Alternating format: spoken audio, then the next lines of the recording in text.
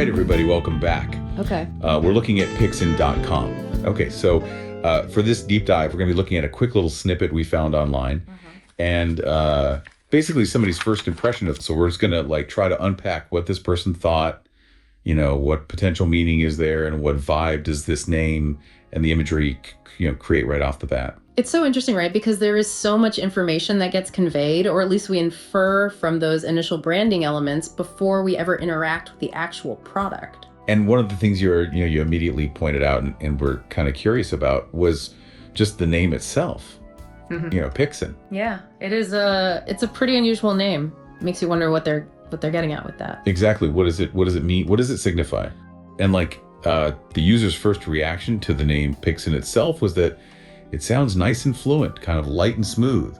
Why do certain sounds create that kind of pleasant first impression? I think there's definitely a phonetic element, right? So often names with softer consonant sounds and those open vowel sounds, they can just be more easily processed, and they tend to evoke, that agreeable feeling. It's that initial auditory experience, and it's already setting a positive tone. Yeah, totally. So, and it seems like that positive tone is kind of reinforced by the logo too. So this user described it as having a butterfly and these three kind of AI stars. And they said it gave them the impression of something easy, graceful, and light. What do you think about those visual elements, and how do they contribute to that feeling? Well, butterflies, they're often associated with transformation and ease, right? Yeah. That sense of effortless movement.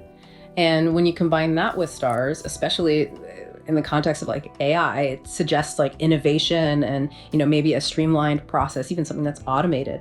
So I think the visual language there really does amplify the feeling that you're getting from the name. Absolutely. So here's where I think it starts to get really interesting. Maybe Piksyn is a combination of the words pick and synthesize. And they kind of elaborate on that by saying that it picks your content and synthesize it builds your store.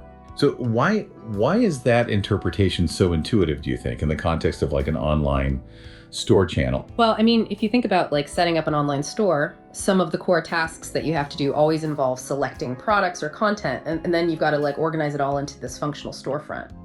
So pick and synthesize actually relate directly to those fundamental actions that you have to take. It's almost like a logical connection. Okay, so gathering your ingredients before you start cooking. Exactly. Yeah, a perfect analogy.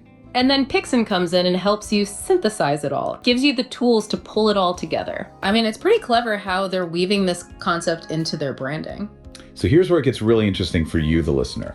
If Piksyn really is built around this pick and synthesize approach, the big benefit has got to be speed, right? Yeah. Absolutely. You wouldn't have to learn a bunch of complicated web development stuff or spend weeks setting things up. No, if you can pick what you need and the platform can synthesize it into a store for you, you could be up and running really fast. And we were talking about this earlier, but a lot of small businesses or individuals, they hesitate to even try selling online because of all the tech hurdles and the time. And so from that pick and synthesize idea, the user immediately jumps to this perceived benefit of speed and ease, right? And they even contrast it with old school website and store builders. And they say that with Piksyn, you could be ready to go live very quickly.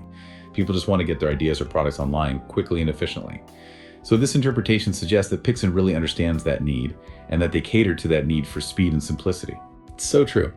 Right. And then the name and the perceived symbolism of the logo all seem to work together to create that initial understanding. Totally. And I think it underscores the power of those initial brand signals in setting expectations. A well-chosen name and those evocative visuals can really quickly communicate that core value proposition. Right. It makes you think about how much thought goes into those initial branding elements.